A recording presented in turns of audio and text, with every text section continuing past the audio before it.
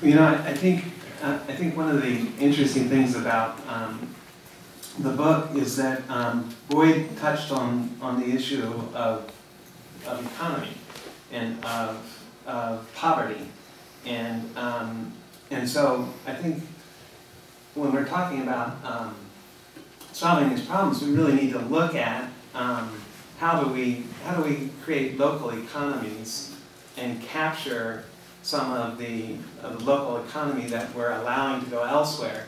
Because I think when you're looking at an underutilized city, there's and great poverty, and an interesting parallel is in this story of Wye Island.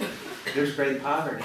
There's a lack of local economy, and so I think the potential exists in both the big underutilized city and a rural area where there's a lot of poverty, of saying how do we design a local economy where local businesses are capturing the supply and the demand that exists in any community, and turn that into jobs and turn that into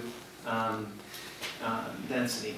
And so I think that my father, after retiring from the Rouse Company, started the Enterprise Foundation with the mission of housing all of America's poor within a generation, of providing fit and livable housing for every American within a generation.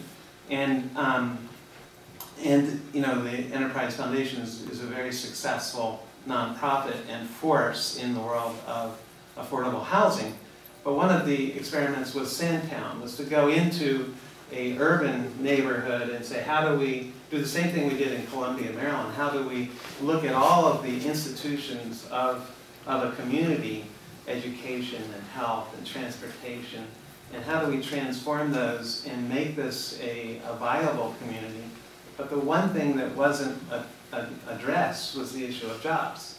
And so, you know, to me, that's one of the critical missing pieces is, and one of the great opportunities is in thinking about this book and this idea that the Rouse Company put forward of having a clustered village of a certain density and preserving the ecology by doing that clustering. There was also the opportunity to create employment within that community that could then stimulate the local economy.